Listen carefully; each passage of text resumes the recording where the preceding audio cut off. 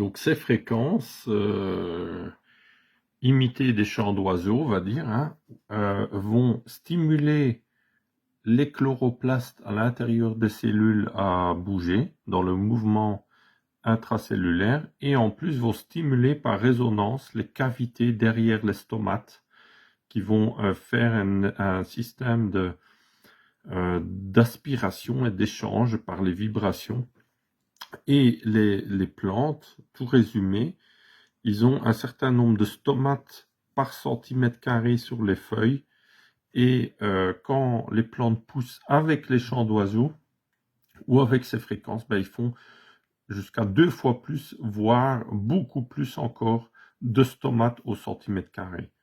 Tout en sachant que c'est par les stomates que les plantes échangent de l'humidité et capturent du CO2 de l'atmosphère.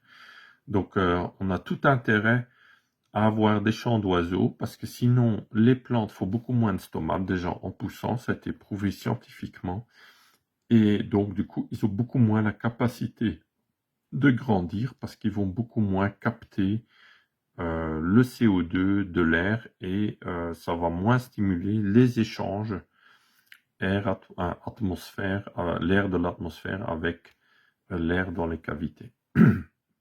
Voilà, donc là, vous voyez deux phénomènes très importants pour la croissance des plantes qui sont dont personne parle. Je suis le seul à en parler quasiment, hein.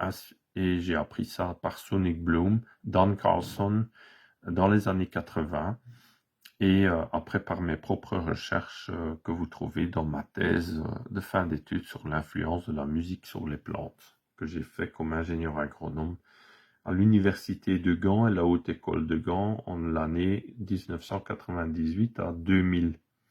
Voilà, ça commence à dater.